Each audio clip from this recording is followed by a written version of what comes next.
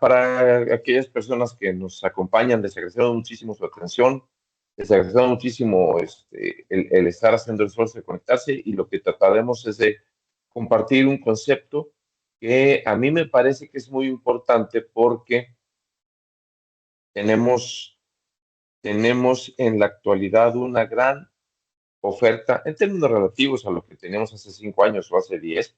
Tenemos una oferta muy grande en, en variedad y en cantidad de sistemas para mantenimiento predictivo, pero me parece que estamos descuidando profundamente aspectos críticos para que esto pueda funcionar y eso a lo que puede llevar es a que de pronto alguna empresa se decida por adoptar uno de estos sistemas nuevos y resultar en una decepción porque no da los resultados necesarios o esperados. Entonces, en este sentido, queremos compartir con ustedes esta idea para que vean cómo es un tema, pues, tal vez en apariencia sutil, pero como decía, muy importante. Mi nombre es Hugo Guzmán López, para servirles, soy cofundador y gerente de innovación de Smart Condition. Por formación soy ingeniero mecánico y siempre he estado interesado en la parte del desarrollo de productos y de sistemas, pero siempre con un enfoque hacia lo que es el análisis de vibraciones. Soy analista de vibraciones categoría 3. Pues tengo ya un montón de años, ya pasa de 40 años que estoy trabajando en este asunto de las vibraciones mecánicas para, para, eh, para el mantenimiento industrial. Ese ha sido mi enfoque profesional toda mi vida y pues gracias a esto he tenido oportunidad de pues, colaborar poco o mucho en algunos, en algunos proyectos importantes, inclusive dentro de México y fuera del país, con muchas empresas. Literalmente he tenido la oportunidad de visitar miles de fábricas y pues ahora aprovechamos las bondades de la tecnología nueva que nos permiten comunicarnos con cualquier parte del mundo en tiempo real a través del Internet, que es como estamos pues comunicándonos el día de hoy.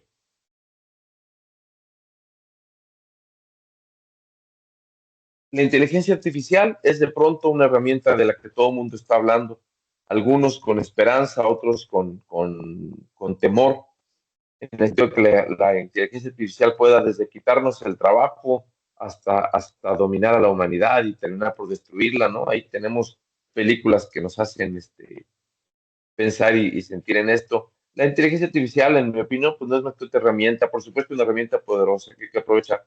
Y bueno, pues aquí tenemos un ejemplo muy simplón. Ustedes tal vez ya conozcan el ChatGPT, una herramienta de inteligencia artificial donde ustedes pueden hablar con el sistema como si estuvieran hablando con un humano y pedirle ciertas cosas, obtención de datos, opiniones, generación de imágenes y de todo. Por aquí me puse para complementar esta presentación a pedir algunas imágenes y entonces le pedí al ChatGPT que generara una imagen referida a la complejidad del mantenimiento industrial y esto que están viendo en la pantalla fue lo que me mandó. Algunas cosas extrañas, ¿no? Como este camioncito que tiene que tiene como dos cabezas compartiendo la zona de carga, etcétera. Pero la verdad es que es tremendamente impresionante la capacidad que tiene la inteligencia artificial para ayudarnos en muchas cosas. Yo jamás he podido hacer dibujos ni medianamente buenos y de pronto le pido que me haga esto y en cuestión de pocos segundos me genera una imagen de una calidad pues como la que están viendo, ¿no? Pues realmente interesante y muy bien, técnicamente muy bien lograda.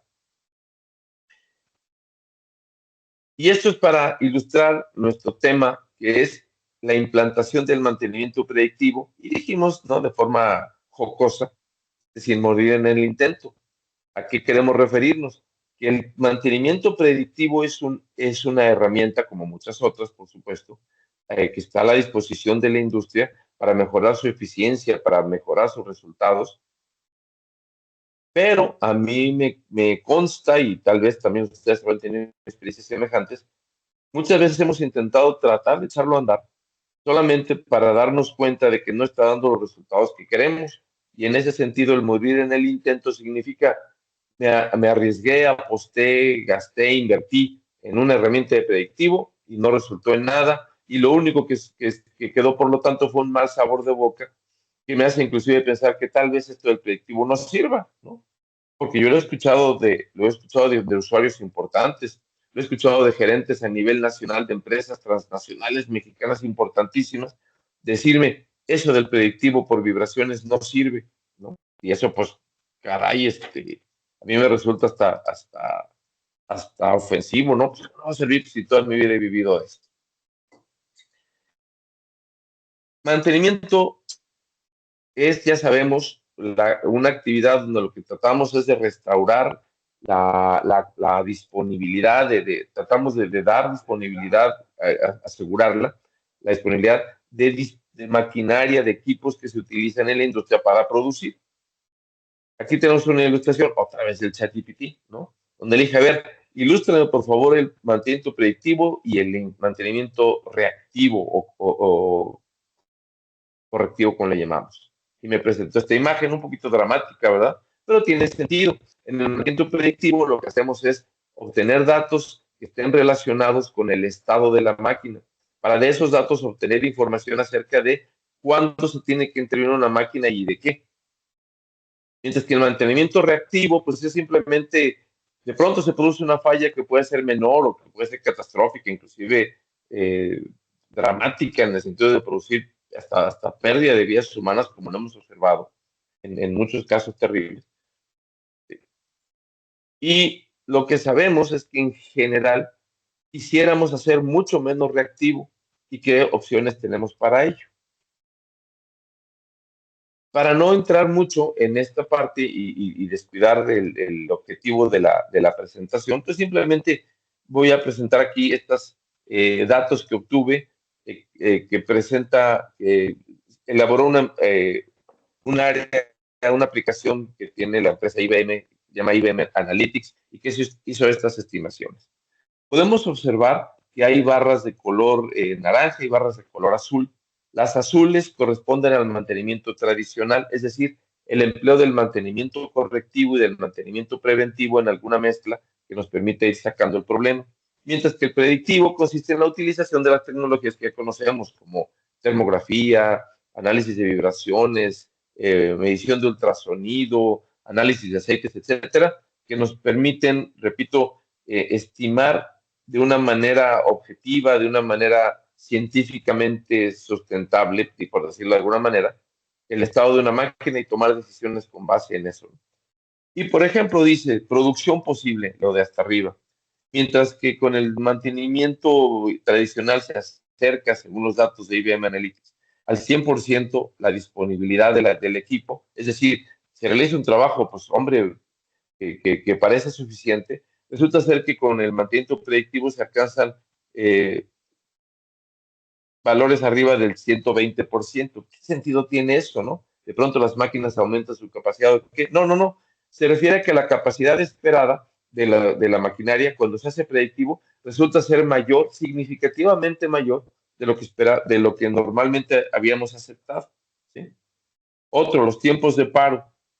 Mientras que el mantenimiento tradicional se logran ciertos niveles de paros entre inesperados y planeados en los preventivos, resulta ser que cuando se aplica el predictivo, eso se pueden reducir sensiblemente, ¿no? Cerca de un 40% respecto a lo esperado, etcétera, etcétera. Siempre el mantenimiento tradicional lo representamos aquí al 100% para ver los logros que se pueden tener con el mantenimiento predictivo. Menos averías, menores costos de mantenimiento y muy importante, a final de cuentas, la inversión que hagamos en lo que sea, la inversión que hagamos en lo que sea, esperamos que tenga un retorno, que tenga una utilidad. En la industria, pues esa es la base. Si la inversión que hacemos no tiene utilidad, pues no se va a hacer. Básicamente, si tomamos el retorno del mantenimiento tradicional como un 100%, Pues resulta que el mantenimiento predictivo puede tener retornos que superen 8 o 10 veces los resultados que se obtienen con el mantenimiento tradicional. Esto no lo estoy diciendo yo, lo dice IBM Analytics. Sin embargo, tenemos pruebas en Smart Condition de que esto es cierto, ¿no? Con los resultados que han observado con algunos clientes. Pero no nos adelantemos. Si el predictivo es tan bueno, si de veras produce tanta utilidad, bueno, pues vamos a usarlo, pero la pregunta es ¿en qué? ¿Cuáles son las áreas, cuáles son las condiciones, los criterios que me permiten saber si el mantenimiento predictivo se puede aplicar o no en mi caso? Bueno, en general, cuando la operación sea costosa, es decir, que si ocurre un paro de producción de algún equipo particular, eso va a representar pérdidas de dinero severas, ahí el predictivo es importante. Por ejemplo, un equipo de molienda en una mina puede de pronto tener costos por paro del orden de las decenas de miles de dólares por hora, ¿no? Entonces, ahí la inversión en predictivo, que siempre es alta, nunca podríamos decir que el predictivo es un proceso barato de implementar, porque requiere la compra de equipo, requiere el entrenamiento de personal, requiere un sistemático trabajo para levantar datos, requiere computadoras y sistemas para poder procesarlos, etcétera, etcétera, ¿no? El predictivo es costoso, pero es altamente rentable. ¿Sí? Bueno, cuando tenemos una operación que sea muy costosa, es recomendable considerar aplicar el predictivo. También donde los costos de reparación sean muy elevados. Un ejemplo que es hasta absurdo, como lo voy a decir, es, hombre, si anda un avión, ¿no? Volando y de pronto hay una falla, pues el costo es brutal porque el avión obviamente va a caer y se va a destruir, ¿no? Estoy exagerando el ejemplo, pero hay situaciones donde una reparación es extremadamente cara y en esos casos el predictivo es recomendable. A veces las fallas crean riesgos para la integridad de la planta o del personal o de la comunidad y tenemos ejemplos históricos tremendos, ¿no? Como lo que ocurrió en Bhopal, India o lo que ocurrió en Santa Clara, México en los 80s, de donde por fallas mecánicas de algún dispositivo de seguridad, pues ocurrieron desgracias terribles, ¿no? Donde fueron afectadas, destruidas terriblemente vidas humanas. ¿Sí? Entonces ahí el predictivo se justifica. Pero también somos más conscientes, ¿no? Por tanto énfasis se ha puesto en los últimos años acerca del impacto que tiene la actividad humana en la ecología, en el medio ambiente. Bueno, pues también ahí donde una falla pueda poner en riesgo al medio ambiente, vale la pena ser predictivo. Y también debemos considerar la imagen de la empresa, ¿sí? Cuando una falla va a dañar la imagen de la empresa o inclusive hacer que la empresa viole alguna reglamentación vigente, bueno, en esos casos si el predictivo puede ayudarnos a asegurar que no ocurran tales pérdidas de imagen o de cumplimiento de alguna reglamentación. El mantenimiento predictivo tiene muchas técnicas que son buenas o suficientes o adecuadas para apoyar este concepto de tomar datos para conocer el estado de la máquina. En general, esta famosísima gráfica de la curva PF, que aquí le añaden los términos de IPF, nos muestra en términos cualitativos cómo podemos esperar que sea la confiabilidad y por lo tanto la disponibilidad de una máquina. Al principio de la vida de la máquina, bueno, es cuando es diseñada, concebida en la mente, ¿no? De algún ingeniero, etcétera. Y la confiabilidad, pues, es absoluta en el sentido de que pues, todavía no hay máquina física que se pueda dañar. El equipo se tiene que fabricar, se tiene que transportar, se tiene que instalar, etcétera. Y cada uno de esos pasos es crítico para que la confiabilidad del equipo sea elevada. Un mal diseño o un mal transporte o una mala instalación pueden crear problemas que disminuyan sensiblemente la confiabilidad. Dice aquí que hay un área aquí en verde de precisión que también estamos lubricando. Estamos haciéndolo de forma descuidada, metiendo aceite en exceso o metiendo lubricantes demasiado viscosos o cosas por el estilo, o estamos siguiendo las instrucciones generalmente adecuadas, obviamente, que nos da el fabricante, intervalos, atención en el cuidado, almacenaje, los aceites, etcétera, ¿no? Estamos trabajando con precisión o estamos trabajando con descuido. Esto nos va a permitir mantener en buen estado y con alta, dice aquí, resistencia a la falla, nuestro equipo. Pero todo en nuestro universo conocido se desgasta, todo se degrada con la mera operación, con el mero paso del tiempo. Eso tiene un nombre, se llama la segunda ley de termodinámica. Es extremadamente interesante el asunto y es lo que nos da de comer a los mantenistas. El hecho de que las cosas se desgastan. Si no se desgastaran, pues nuestro trabajo no sería necesario. Y en esta gráfica nos muestra que hay un área. Déjenme cambiar el tipo aquí de mi cursor para que parezca, un puntero lazo, que lo hace más visible. Hay un área donde decimos el estado de la máquina todavía no es suficientemente malo, no está suficientemente degradado como para que lo podamos observar con nuestros sentidos. Todavía no se calienta, todavía no hace ruido, todavía no vibra fuertemente, ¿no? Y entonces requerimos instrumentación extremadamente sensible para tener la posibilidad de capturar esas muy sutiles, muy bajitos indicadores de que algo anda mal. Y ese es el área del predictivo. Conforme pasa el tiempo, la degradación se acelera y hace que lo que antes pudo haber llevado años en desarrollarse, ahora, tal vez en cuestión de meses, se empiece a precipitar, ¿no? A irse más rápidamente y va a permitir que lo podamos captar con cierta facilidad.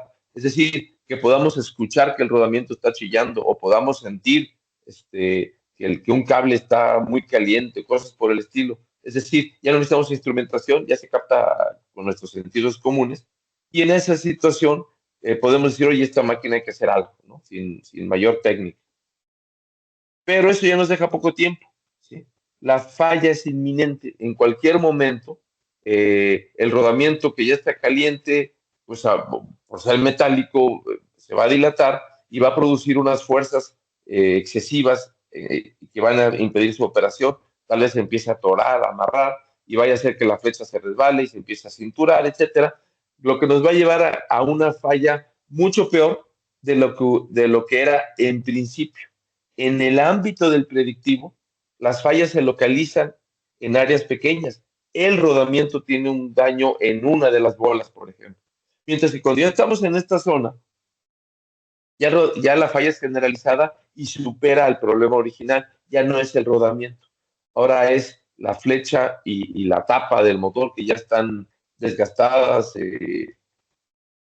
agrandadas, dañadas, etcétera, y ya no va a ser nada más cambiar el rodamiento, ahora va a ser una reconstrucción completa de la máquina. Podemos llegar al área de la falla catastrófica, donde la máquina se puede destruir y puede causar daños a la ecología, daños a las personas, etcétera, como habíamos dicho. Bueno, todo esto es el panorama o la historia que nos va a mostrar una falla en particular, descrita de una manera conceptual. ¿Cómo podemos entonces revertir este problema?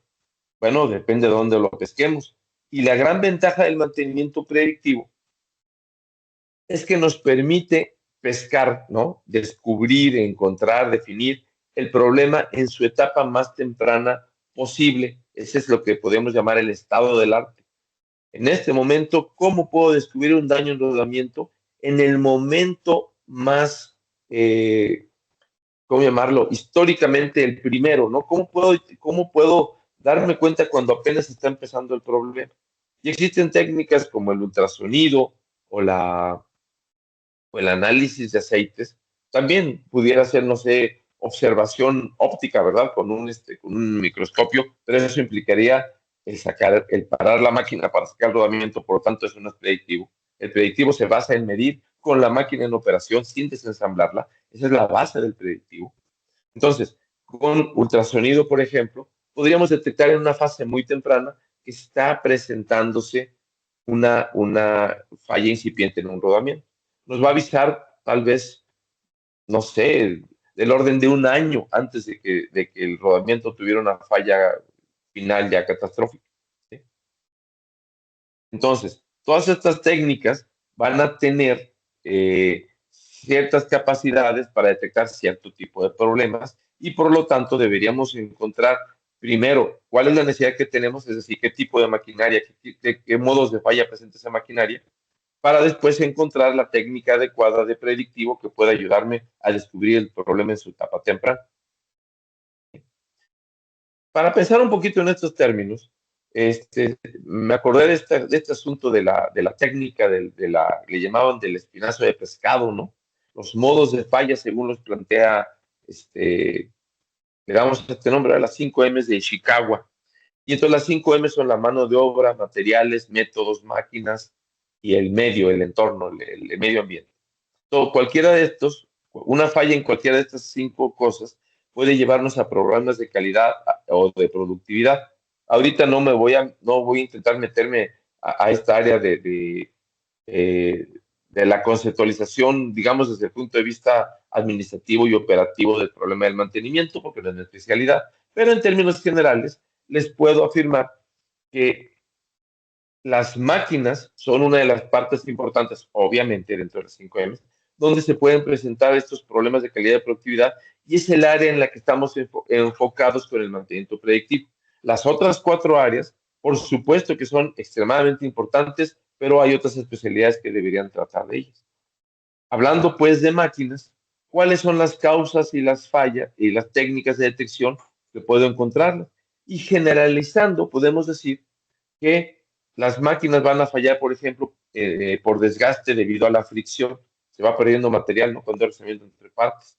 Y las técnicas de detección que pueden servirnos para detectar desgastes post-fricción son las que están aquí puestas.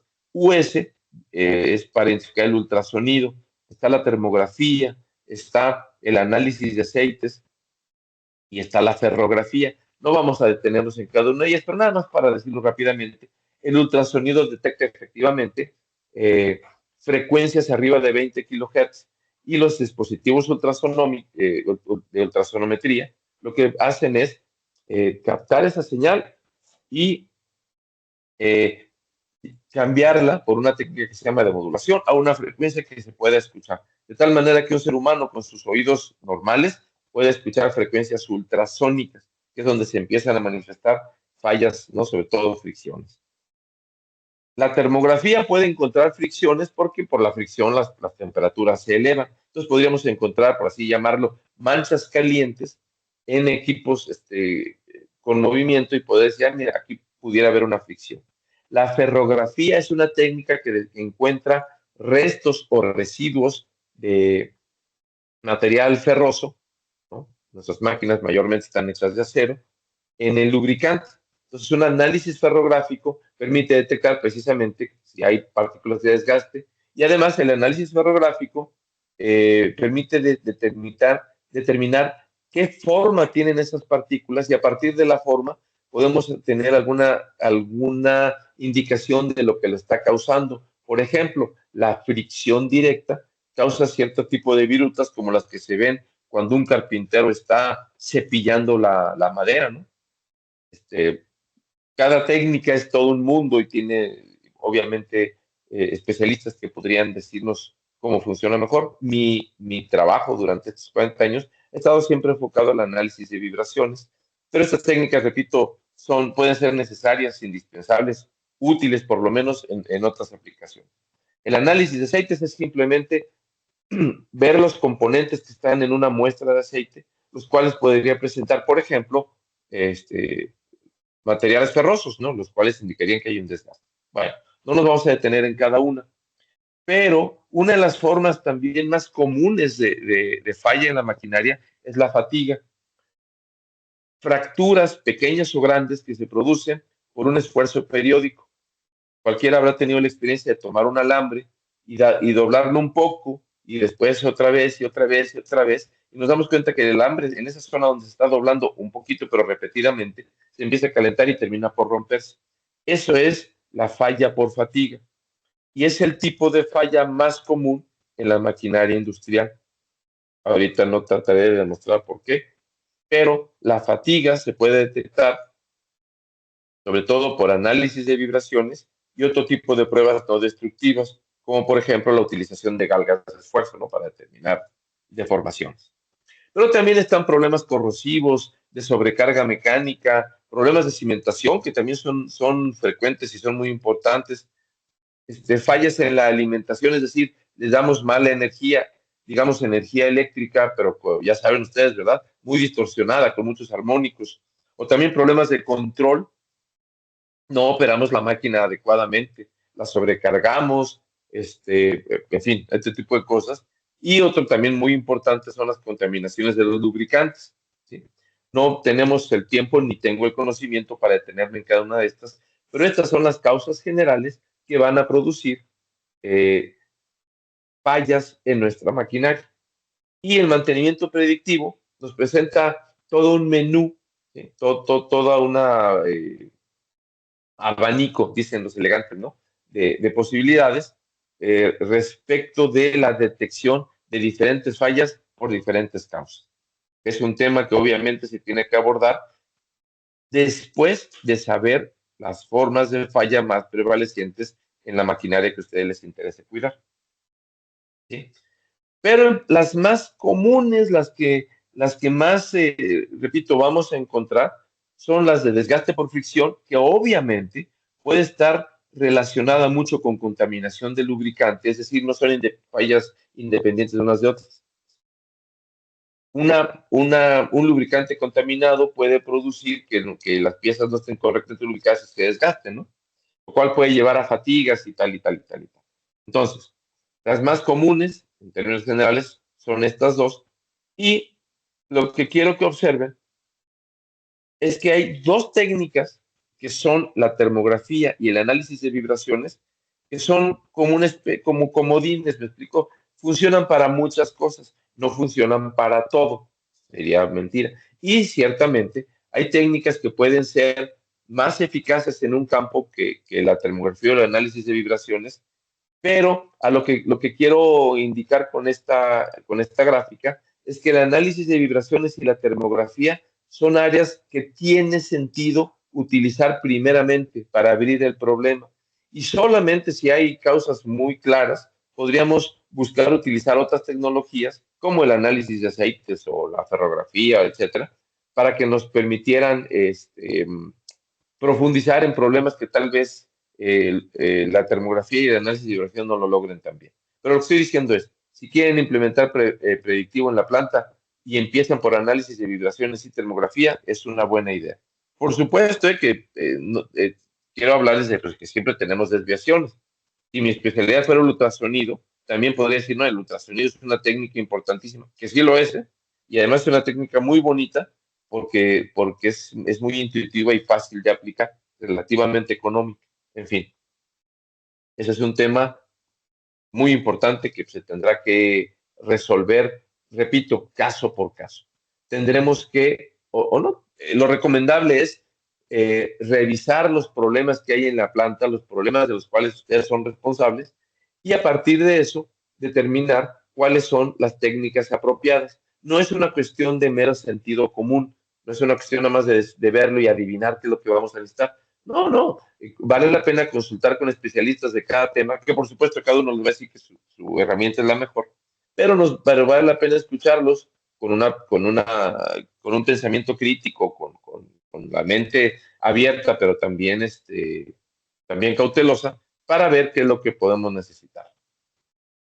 Pero en términos generales, ¿sí?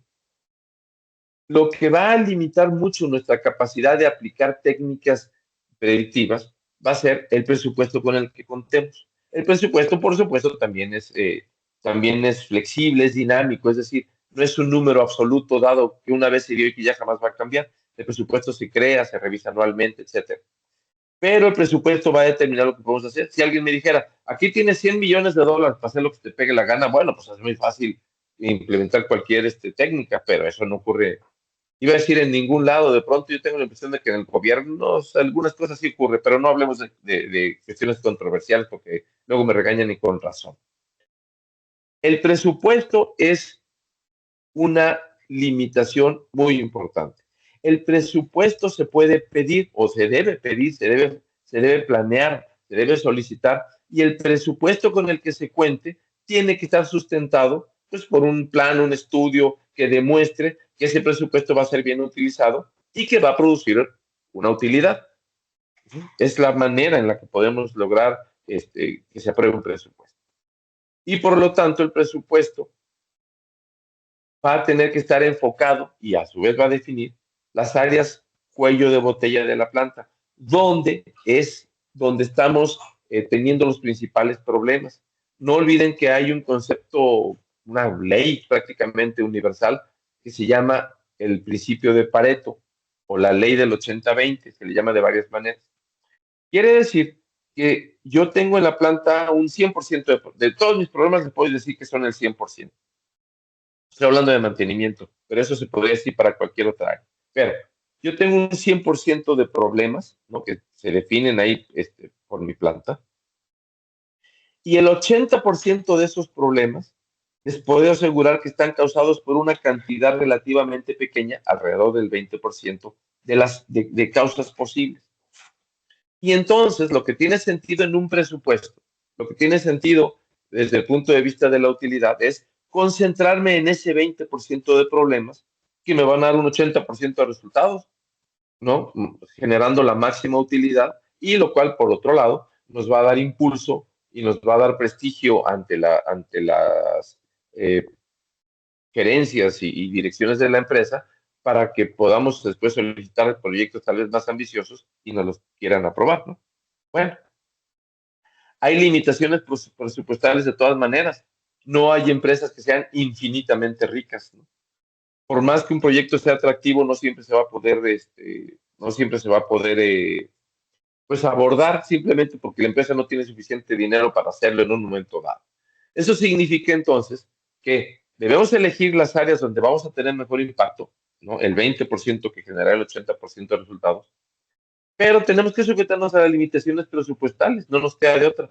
Por lo tanto, no es nada más cuestión de decir, encontré una extraordinariamente útil herramienta de predictivo, por poner un ejemplo, sino que además esa herramienta pues tiene que corresponderse a las limitaciones que tenemos. Es decir, el costo de la herramienta es muy importante. Aún si la herramienta demuestra ser útil, si demuestra producir retorno importante sobre la inversión, no se va a poder abordar si rebasa nuestro límite presupuestal. Sí, es natural. Y luego viene otro problema. En los 70 se escribió un libro, el autor Alvin Toffler, que se llama El shock del futuro. Y en aquellos entonces él hablaba de que, por ejemplo, Ford Motor Company había construido el Mustang, ¿no? Y lo había sacado al mercado. Eso fue en el 65, 64, 65. Y resulta ser que algo que anunciaban es que tú podías diseñar tu propio Mustang. Tú lo podías pedir con techo rígido, convertible, con techo fastback, ¿no? Con el techo inclinado que se vea más deportivo. Podías cambiar el color, el tamaño del motor, usar un 6 cilindros, un 8 cilindros, un 8 cilindros más potente, etcétera. Y entonces lo que decía en este libro, Alvin Toffler, es que en el futuro lo que íbamos a tener son demasiadas opciones, tantísimas opciones que se iba a volver un auténtico choque, ¿no? Nos iba a dejar hasta paralizados diciendo, ¿qué hago ahora? ¿No? Tengo 100,000 opciones y no sé ni por dónde empezar a revisarlas, ya no digamos escogerlas. En la actualidad, la cantidad de tecnologías, como mostré en una de las diapositivas anteriores, la cantidad de tecnologías disponibles es tremenda. Y para cada tecnología, la cantidad de proveedores que hay es tremenda. Y unos nos dicen, la marca fulana o porque tiene esta característica. No, no, no, vente conmigo porque yo tengo esta otra característica. El punto es que otro de los problemas para elegir un proyecto es la cantidad bárbara de opciones que se tienen y que en cierto sentido es peor. En muchos sentidos es mejor, pero en cierto sentido es peor, están apareciendo cada vez más y más proveedores, por algo que vamos a platicar en un momento. Resultado, tenemos datos en cantidades pavorosas, hasta para decidir por qué marca, por qué tipo de tecnología, por qué modelo en particular de instrumento, lo que sea. Para decidir eso tenemos información que puede sobresaturarnos. Pero una vez que lo hayamos decidido de una forma u otra, el dispositivo actual nos puede dar cantidades de información brutales. Y para eso ya estamos generando términos relativamente nuevos como Big Data, Internet of Things, Artificial Intelligence. O sea, términos que son términos, bueno, los estoy mencionando en inglés porque pues así surgieron, pero que nos están diciendo que hay una cantidad tremenda de herramientas que se utilizan además para controlar, para medir, para desmenuzar, para obtener la información de la cantidad tremenda de datos que estas nuevas tecnologías nos van a producir. El analista de vibraciones tradicional de hace 20 años traía su analizador en la mano, iba, tomaba unos cuantos datos, que no eran poca cosa, ¿no? Pero en un día a lo mejor podía revisar 20 o 30 máquinas, apurándose mucho. Y luego tenía que tomarse alrededor de 2 o 3 semanas, tal vez dos, no sé, en promedio, para analizar esas 20 o 30 máquinas y generar un reporte que después entregaba a su cliente. Y eso fue el paso que se realizó en el predictivo por análisis de vibraciones durante décadas. Desde los años 40 se empezó, 50, 60 tomó fuerza, 70 ya era así. Y 70, 80, 90, principios de los 2000, más o menos eso es lo que hacía, ¿no? Pero en la actualidad tenemos inteligencia artificial que nos permite generar reportes, por ejemplo, o tenemos Internet de las cosas que permite que los datos sean generados automáticamente y que nos lleguen en cantidades masivas. Tenemos sistemas de CMMS, ¿verdad? Sistemas de administración del mantenimiento que están todo el día recopilando información y manteniéndonos activos de que tienes que hacer esto, tienes tal reporte retrasado, tienes tal actividad retrasada, etcétera, etcétera. El problema informático es las herramientas son tan poderosas que nos llegan a abrumar por la cantidad de información que tenemos que manejar, ¿sí? Y eso nos lleva al problema final, en mi opinión, el capital humano. En la empresa, ¿con cuántas personas contamos? ¿Qué especialización tienen? ¿Qué grado de experiencia y de conocimiento tienen que me permitan manejar todo lo anterior? La gran cantidad de instrumentación posible, la gran cantidad de datos, las interpretaciones, la elaboración de reportes, la toma de decisiones con base en esos reportes, etcétera. Todo eso puede ser abrumador. Y si algo necesitamos indispensablemente, es el personal que va a tomar las decisiones adecuadas, hacer las interpretaciones adecuadas, administrar adecuadamente los datos, etcétera, etcétera. Todo se resume a tener buen personal. ¿Sí? Por más que alguien nos quisiera convencer que no, lo importante es la instrumentación y la inteligencia artificial, son herramientas. El mejor automóvil del mundo, el mejor auto Fórmula 1 del mundo, no sirve para nada si no tiene un buen chofer, ¿no? Un buen piloto. Y podemos ver, ¿no? Ahí por ejemplo, a mí me gustan mucho las carreras de Fórmula 1, como por ejemplo nuestro querido Checo Pérez, de pronto hace unas actuaciones sublimes y de pronto, pues no sé, por presiones, etcétera, el estado mental es muy importante, ¿no? Ha tenido un par de carreras, las dos últimas, ¿no? En Mónaco y en Canadá, pues desastrosas, ¿no? Y es el mismo piloto genial que hizo cosas que de veras son admirables. El capital humano, ¿no? El ser humano, la persona, yo creo que es lo que va a definir el éxito o el fracaso de prácticamente cualquier aplicación que nos interese. O por supuesto que esto está sujeto a la opinión de cada quien, ¿verdad? Existen casos de éxito que se pueden demostrar, que demuestran que el predictivo funciona. No sé ahorita si yo pongo este video, si lo puedan ver desde su pantalla. Déjenme intentarlo. Si se puede, qué bueno. Y si no, pues continuamos, ¿no? El audio. Ah, y ¿cómo lo hago? A ver. Bueno, mire, de todas maneras ya llevamos casi una hora. Este video en particular, que se llama Problemas de rodamientos del piñón del molino SAG, ustedes lo pueden ver en YouTube. Lo tenemos ahí disponible y sirve que se dan un tiempecillo para conocer nuestro canal y encontrar otras fuentes de información interesantes. Entonces, ahorita no voy a intentar ponerlo para no sufrir. Exactamente. Ahorita nos va a hacer favor Felipe, nuestro gerente, de subir estos datos perdón, de mandarles por el chat la dirección para que puedan revisar el caso. Está muy interesante, de verdad, no se lo pierdan. El asunto es que el predictivo es la maravilla, ¿no? El predictivo es rentable, el predictivo es poderoso, nos va a liberar tiempo, va a permitir que podamos cumplir nuestros objetivos. Todo eso es cierto, ¿no? No lo estoy diciendo con sorna, es cierto, funciona. Pero si funciona, entonces, ¿por qué se usa tan poco? Hombre, esa era una pregunta que nos hacíamos hace 5, 10, 15 años. ¿Por qué si el predictivo es tan bueno? ¿Por qué no lo usa prácticamente? No, no prácticamente nadie, pues sí había muchos usuarios, pero en términos de porcentaje, relativamente pocas empresas lo utilizaban. Pero ¿qué creen? Que de pronto, gracias al Internet, estoy seguro que también gracias a las redes sociales, a YouTube y esas cosas, este asunto del predictivo se empieza a volver popular. La gente empieza a entenderle o al menos a escucharlo. Y resulta ser que empieza a crecer la demanda. Y aquí tenemos, por ejemplo, un estudio de mercado donde se hace una estimación hacia el 2029 de cómo va a crecer la demanda de servicios y de productos de mantenimiento predictivo a nivel global. Y resulta ser que sale una cifra tremenda. Dice que el mercado, digamos, entre este año, el 2024, y hasta el 2029, en cuestión de meros 5 años, el mercado va a crecer un 35%, ¿no? Y no un 35% en 5 años, no un 35% anual. ¿Sí? Es tremendo, es un crecimiento muy, muy, muy fuerte. ¿Y eso por qué? ¿Qué fue lo que desató semejante crecimiento?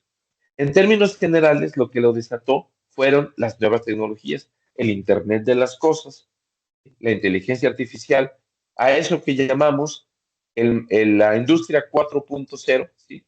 Esas mismas herramientas que permiten comunicar las máquinas, los almacenes, los robots entre sí, pues también permiten comunicar a los sensores de vibración, por ejemplo, o a los sensores de temperatura, lo que sea, entre sí, y que la gran cantidad de datos que se obtienen se procesen de forma muy rápida y eficaz, lo cual, repito, ha disparado el interés por el predictivo de una manera pues, formidable, ¿no? Va a crecer muchísimo. Y vean que el área donde más va a crecer es este cuadrito rojo, ¿no? Que dice que es Norteamérica. También está marcando con este aquí rectángulo verde a Latinoamérica. Nosotros tenemos la característica, me refiero a México, de pertenecer a los dos. Somos latinoamericanos, pero también somos norteamericanos, ¿no? Geográficamente. Y eso hace pues que nuestro mercado también esté creciendo muy fuerte.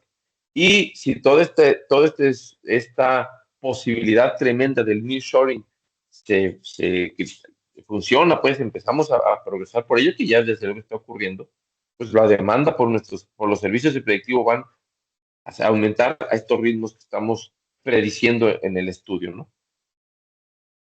Y eso tiene una serie de implicaciones. Las plataformas y software de mantenimiento predictivo han aumentado tremendamente.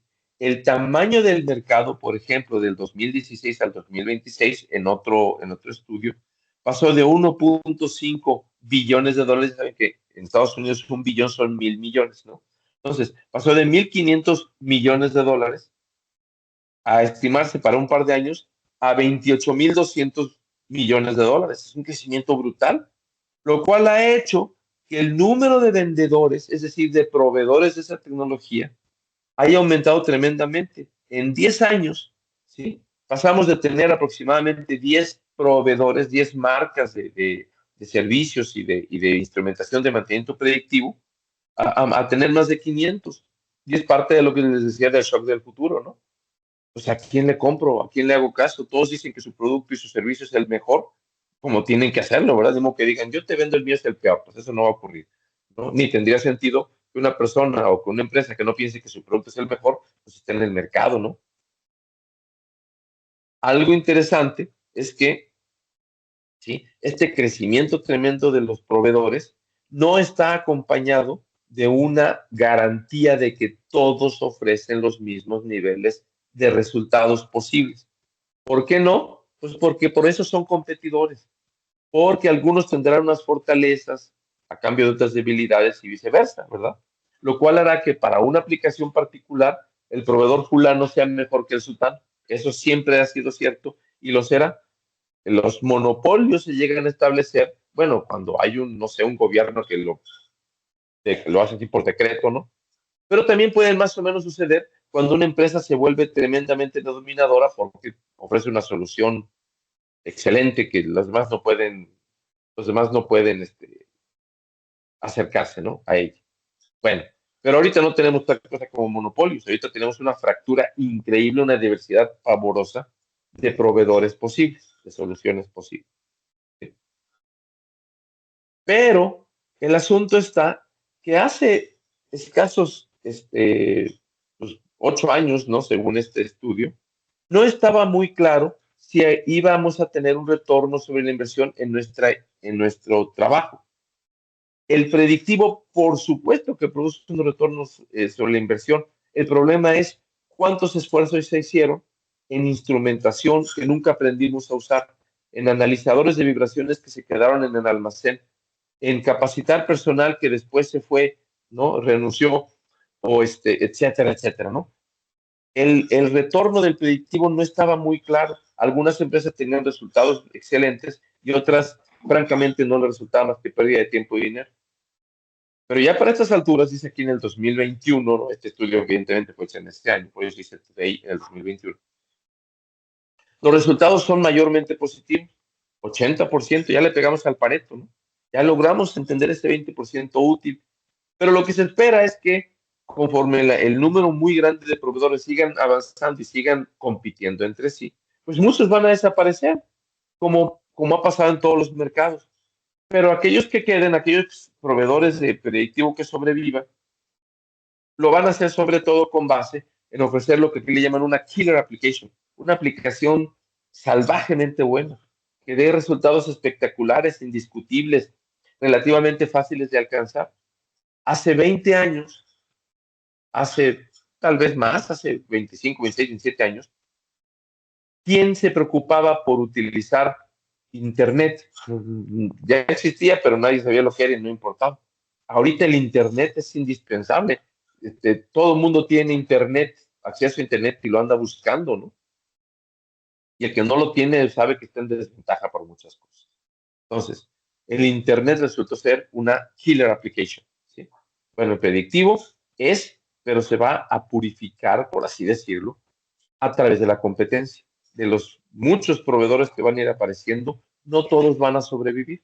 Esperamos en Smart Conditions ser de los que queden, ¿no? Eso dependerá de que también resolvamos los problemas de aquellos que se arriesguen con nosotros a tomar decisiones. Pero quiero hacer énfasis en los pasos para una implantación exitosa. Estas son las partes de abajo de esta gráfica anterior. Los antiguos, déjenme ponerlo así tan esquematicote, los antiguos utilizaban datos de un solo sensor. Andaba el analista de vibraciones con su aparatito, tomando datos él solito, ¿no? Medía por aquí y por allá. En la actualidad tenemos dispositivos que nos pueden generar datos de varios puntos, pero la idea de la aplicación está exitosísima pasa, todavía es conceptual, ¿no? Ya se puede hacer, esto ya tecnológicamente es alcanzable, pero pasa o llegará al punto donde no tan solo haya muchos puntos, sino que además estarán todos ellos unidos en una red inteligente. Es decir, un sistema que pueda tomar decisiones automática y autónomamente para no tener que ir al paso del ser humano, sino para poder ir al paso de las poderosísimas computadoras que tenemos y tendremos, ¿no? ¿Sí? Vamos a pasar de un punto a muchos puntos, pero además a muchos puntos integrados. ¿Sí? Este es otro dibujo que le pedí ahí al chat GPT. ¿Sí? Está muy padre de, este, de estas máquinas extrañas que no tiene nadie, porque no existen en la realidad, pero que nos refleja ahí esta integración, ¿no? De muchos puntos de medición en una red inteligente. Ahora, otra cosa importante, ¿sí? Los antiguos trabajaban con aplicaciones standalone, es decir, cada una proporcionaba su información y había un termografista y había un analista de vibraciones y había un análisis de aceites y cada uno generaba su reporte independiente. Y era trabajo del mantenista recibir esos reportes y tratar de entender qué es lo que, tratar de juntarlos, ¿no? ¿Qué me está diciendo cada uno de estos reportes? Sin embargo, lo que se busca en la actualidad es integrarlos. Y entonces ya no es raro que un cliente diga, oye, ¿sabes qué? Sí, pero yo necesito que estos datos le lleguen directamente al SAP o que me lleguen por la plataforma fulano o sutano, ¿no? Y eso solamente va a aumentar. ¿Por qué? Porque la gran cantidad de información que nos llega por todos lados, que además el mantenista tiene que seguirla integrando, sigue habiendo problemas presupuestales y sigue habiendo problemas con el personal y sigue habiendo problemas que tienen que afectar necesariamente al trabajo del mantenista. Entonces, hay que conjuntar unas cantidades brutales de información que nada más se van a generar más cada vez, ¿sí? Para a lo que aquí llama una integración profunda en la empresa de los datos para tomar decisiones, las pesadas siempre tendrán que ser aprobadas por seres humanos, ¿no? Pero con información válida, etcétera, que va a ser tanta que tenemos que tener alguna forma de resumir. Y entonces partíamos, los antiguos, de que había un experto tecnológico, ¿no? O un experto en la tecnología particular, y en la actualidad ya se trata de que el experto trabaje junto con el equipo de mantenimiento de la planta, pero va a llegar el momento en que ya no tenemos tanto tiempo para estar desarrollando expertos, y además hay tantísimas áreas de experiencia, que ahora lo que quiero, dice aquí, son desarrolladores ciudadanos, es decir, personas que tal vez no tengan tanta especialización, pero que sean capaces de utilizar herramientas poderosas, como por ejemplo, yo que no sé dibujar nada, utilizo el chat GPT, ¿no? Tengo que darle instrucciones para que me haga imágenes impresionantes como la que estamos viendo aquí. Eso me convierte en un extraordinario diseñador gráfico. Pues no, pero me permite presentar imágenes que de veras son sorprendentes y competirían con muchos diseñadores gráficos muy buenos. Pero ¿cómo pasamos de lo antiguo a lo nuevo? Bueno, básicamente hay dos herramientas. Una es el Internet de las cosas, el aprovechamiento del Internet para que con sensores, transductores, dispositivos, inteligencia entre comillas, puedan tomar un dato y en vez de comunicarle ese dato a un ser humano, como ocurría en la antigüedad, ahora el dato se lo comunican a otra máquina, por ejemplo, una computadora, tal vez a un sistema que está en la nube, que significa, quién sabe dónde está físicamente la computadora, a lo mejor está en China, o a lo mejor está en India, o a lo mejor está quién sabe dónde. ¿Sí? Pero ese sistema recibe la información del sensor y puede desarrollar una estrategia, todavía no, pero puede desarrollar una decisión de tener la máquina o mandar un reporte de emergencia o decir que declararla en buen estado y olvidarla por lo pronto, ¿no? Etcétera. Entonces, el Internet de las cosas es una herramienta fundamental y la otra es la inteligencia artificial, sin duda. ¿Por qué? Porque la cantidad de información que estamos generando ya en la actualidad, lo cual solamente aumentará de forma exponencial en el futuro, ¿sí? Es tan alta en la actualidad, la cantidad de datos es tan grande y ya no los podemos procesar a pie. ¿Se acuerdan del ejemplo que les ponía? En un día iba y tomaba el analista como un servidor, ¿no? A lo mejor podías medir en un día 20 o tal vez 30 máquinas si te apurabas mucho. Pero para procesar la información que obtenías, que era relativamente poca, unos poquitos espectros por cada máquina tal vez, y después de escribir el reporte, se pudieron tardar una semana, tal vez 2 semanas en un volumen de trabajo como 20, 30 máquinas. No es descabellado lo que acabo de decir, ¿no? Pero ahora el volumen de trabajo que un analista a pie podía generar en un día, ahora a lo mejor se puede generar en un segundo o menos con dispositivos de Internet de las cosas. Por lo tanto, ya no tenemos el tiempo para estar analizándolos a pie, ¿sí? Necesitamos alguna manera de que las revisiones sean muy rápidas, muy eficaces, muy confiables, por el ritmo brutal al que nos llega la información debido al IoT. Es decir, la inteligencia artificial tiene que ir casada sin duda con el Internet de las cosas, porque el Internet de las cosas lo obliga, dado los volúmenes que maneja, ¿sí? Y entonces, hablando un poquito de sensores y dispositivos de Internet de las cosas, ¿sí? El asunto es que uno podría pensar que en automático, pues entonces váyanse, consíganse un proveedor de estos sensores inalámbricos y pónganos en la planta y ya se resolvió el problema, ¿no? No, espérenme tantito. Hay muchas cuestiones que hay que analizar y es por fin entrar en el tema que nos interesa presentar el día de hoy, ¿sí? Para que ustedes justifiquen una red IoT en su planta, tendría que presentarse condiciones de este estilo. Uno, es que la operación sea crítica. Es decir, si este particular equipo, si esta particular máquina se detiene, va a producir uno de los problemas que mencionamos antes. Puede producir un daño, fallas de seguridad o daños a la ecología o pérdida de producción o daños a la imagen de la planta, ese tipo de cosas. Entonces, ahí se podría justificar utilizar dispositivos de Internet de las cosas. Pero también puede ocurrir que haya equipos que sean de muy difícil acceso, sea porque estén muy aislados. De pronto tenemos, no sé, bombas de aguas de enfriamiento que están a la orilla del mar, allá a horas de distancia, a través de la selva. Bueno, pues ahí se podría justificar un dispositivo IoT. También es posible que mejoren la seguridad. Acudir a pie de máquina a tomar datos es una actividad peligrosa.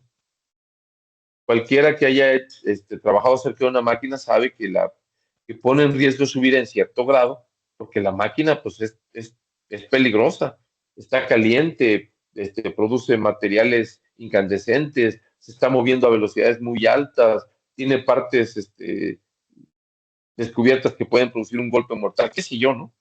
¿Sí? En situaciones extremas de esos, pues poner un dispositivo de Internet de las cosas libera al ser humano de tener que estarse acercando y por lo tanto es una aportación importante a la seguridad. Y también es posible que alguien haya decidido, las decisiones las vamos a tomar aquí y necesitamos datos, pero nos vamos al punto número 2, ¿no? Pero el equipo me es de difícil acceso. Por ejemplo, en algunas plantas que me tocó visitar, donde se estaba generando electricidad, estas plantas eran de capital español y entonces ellos tomaban datos con dispositivos de Internet de las Cosas, de las turbinas principales, y los datos eran recibidos, analizados, procesados, etcétera, en España, en la sede, creo que particularmente en Madrid, pero no me hagan caso porque eso no estoy muy seguro, en la sede de la empresa dueña del capital donde se hicieron estas plantas que estaban funcionando en México. ¿Por qué? Porque las turbinas generadoras eran el corazón de la empresa y ellos querían cuidarlo directamente. Entonces ellos tomaban decisiones basadas en datos, no en observaciones directas. Se encontraban un océano, a un océano de distancia de las máquinas, ¿no? Entonces, en esas situaciones, cualquiera de estas cuatro, se justifica en términos generales la implantación de redes de Internet de las cosas, ¿sí? Pero la red de las cosas no invalida, no vuelve inútil la recolección manual, precisamente por lo que acabo de decir. ¿Qué tal que el acceso a esta máquina no sea particularmente peligroso? ¿Qué tal que el acceso a esta máquina no sea particularmente difícil?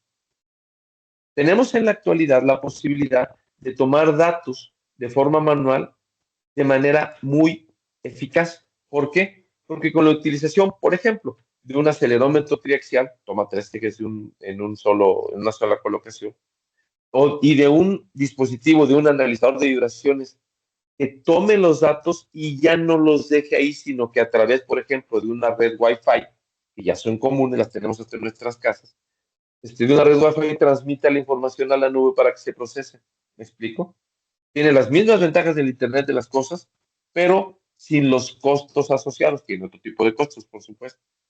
Y entonces, si no tenemos una de las cuatro condiciones, eso no es para toda la planta, ¿eh? Eso es máquina por máquina, donde hay que evaluar si existe una de esas cuatro condiciones.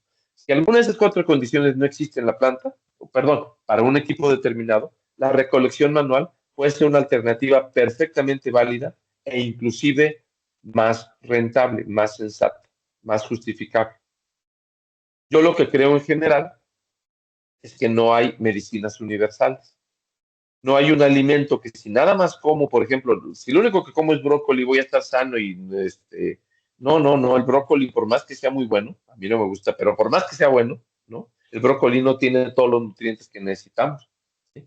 Entonces, en ese sentido, las soluciones para su particular problema, ¿no? La solución para su área de autoridad, su área de responsabilidad, no necesariamente es una sola, puro Internet de las cosas o pura recolección manual. No, no, no. Lo más probable es que haya que hacer un estudio que permite llegar a una combinación, a un cóctel, por así llamarlo, de Internet de las cosas con recolección manual que sea ideal. Y estoy seguro que hay plantas donde la recolección manual puede ser suficiente, ¿no? Y estoy seguro que hay plantas donde el Internet de las cosas total podría ser necesario, ¿no? Pero eso no lo sabemos de antemano. Es necesario revisar el caso particular de cada quien. ¿Sí? Resulta ser que la recolección manual de datos es mejor, por ejemplo, cuando hay costos muy elevados. Es decir, los dispositivos de Internet de las cosas y la cantidad que se requieren y el establecimiento de la red, etcétera, etcétera, puede ser tan caro que la verdad no valga la pena. Con una recolección manual adecuada se puedan lograr resultados comparables con costos tremendamente inferiores. Eso, repito, no es siempre, pero es posible.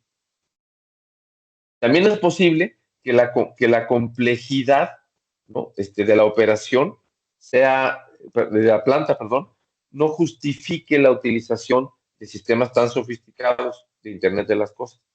Hay plantas que tienen relativamente pocas máquinas, tal vez muy importantes, pero yo conozco, no sé, alguna planta cementera donde hay un molino de crudo, un molino de acabado, de producto terminado, un horno de clinker, que aunque son máquinas tremendas, costosísimas y muy importantes, son máquinas relativamente simples y ciertamente son poquitas. Una recolección manual podría tener datos sin problemas, eh, simplemente porque son poquitas máquinas, ¿no? Pero también puede faltar infraestructura. Hace ratito puse un ejemplo. Unas bombas que estén a la orilla del mar, en un lugar alejado y que estén rodeadas de selva. Pues sí, que estaría padre el Internet de las cosas. Oye, pero ¿de dónde saco el servicio de Internet?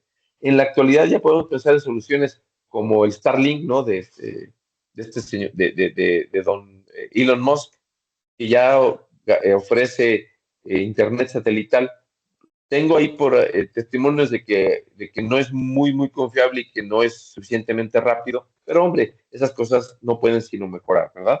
Pero es posible que no haya infraestructura suficiente para una red de Internet de las cosas en su particular planta y entonces la recolección manual se volvería un asunto, una solución alterna importante. Muy bien. La seguridad, ¿sí? Puede ser pero ahora estoy hablando de otro tipo de seguridad, no estoy hablando de los peligros de ir a medir, no, no, no, estamos hablando de la ciberseguridad. ¿Qué pasa si los datos que se manejan en su red de Internet de las cosas son atacados por un hacker? ¿Sí? Eso puede ser un problema mayúsculo. Hay empresas que definitivamente prefieren quedarse con soluciones antiguas precisamente para evitar esos potenciales problemas. Es algo que hay que considerar y que se puede solucionar en buen grado si los datos se recopilan en un analizador que después se recogen de manera no inalámbrica, por ejemplo, con una memoria USB. ¿Sí? A lo mejor es la solución para problemas de seguridad importantes en el área de sistemas. Puede que haya limitaciones de conectividad, simplemente no hay red en la planta, ¿verdad? Pues el Internet de las cosas ya no nos serviría. También hay cuestiones de resistencia al cambio. Simplemente hay personas que no quieren hacerlo, ¿no? Eso de estar metiendo aparatitos y que transmiten por radio y que me llegan en Internet no les interesa, ¿no? Pues ni modo, luego los viejitos somos duros y luego los viejitos somos los que tomamos la decisión. Bueno, pues si hay una fuerte resistencia de personas, ¿no? Con capacidad de decisión a instalarlas, bueno, pues la recolección manual puede ser una alternativa. ¿Sí? Y también es posible que existan requerimientos normativos. Es posible que si ustedes quieren meter una red, resulta ser que debido a que ya hay otras redes y que es peligroso y que el control y que las interferencias entre señales y tal, obligan a hacer un sistema tan complejo, tan especializado o con tantas restricciones que simplemente sea más sensato hacer la recolección a mano. Entonces, y otra muy importante, ¿qué tal que no tenemos el soporte técnico, ¿no? O la experiencia, el conocimiento interno para echar a andar una red de esas? ¿Sí? Porque tiene que haber alguien que la instale, pero también tiene que haber alguien que la administre, alguien que le dé mantenimiento, etcétera. Y eso requiere de especialistas. Y si no los tenemos, repito, la recolección manual puede ser una solución para estos problemas. ¿Sí? Finalmente, pues hay que hacer números. ¿Cuánto me cuesta una y cuánto me cuesta la otra? ¿Cuánto me cuesta una combinación de ambas? Y tendremos que escoger aquella que nos dé la mejor relación costo-beneficio. ¿Sí? Eso es bastante sencillo. Pero déjenme decirles una cosa interesante. Aquí hay un término que es MTBF, en inglés, Mean Time Between Failures. Es el tiempo promedio entre fallas. Piensen, por favor, en esos términos. Es extremadamente importante y es algo que rara vez he oído que se discute. Cada cuando falla una máquina particular. Y el asunto es que las máquinas nunca fallan como conjunto. No es que la máquina esté bien, bien, bien y de pronto se vuelve polvo, ¿no? Se falló todo. La estructura, el rotor, la alimentación, el control, la sedimentación. No, no, no. Eso no pasa así. Lo que falla son componentes, lo que falla son particularidades de la máquina. Falla un rodamiento, se daña un cople, se funde, se quema un fusible. ¿Me explico? Son siempre componentes individuales. Y cada uno de ellos tiene una vida útil, tiene un problema que se empieza a desarrollar, tiene su propia curva PF, por así decirlo de esta manera. El punto es, ¿cuál es la vida útil? Por ejemplo, el tiempo promedio entre fallas de un rodamiento particular, de un motor particular, de una máquina particular, de una planta particular. Y la respuesta es, pues, quién sabe, hay que ir a medirlo, ¿no? Si hemos recogido esos datos cuidadosamente y sabemos exactamente cuánto es, bueno, pues qué bueno. Pero una cosa les puedo asegurar, los componentes, aún los más delicados y más latosos, como pueden ser los rodamientos, no duran días, no duran segundos, tienen duraciones de años, por lo menos de meses, de muchos meses, ¿no?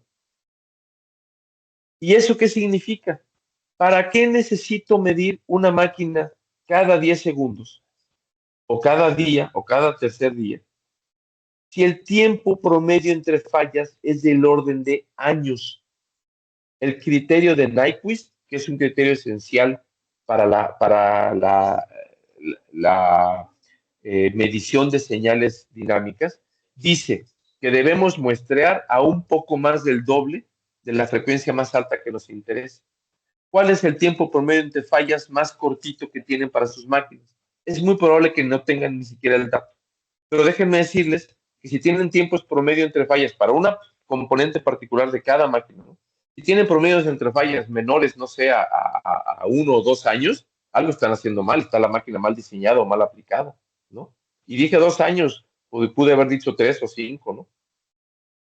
Eso quiere decir que si vamos a tener una falla, por ejemplo, cada 2 años, el criterio Nyquist me dice, con que la miras una vez al año sería razonablemente suficiente.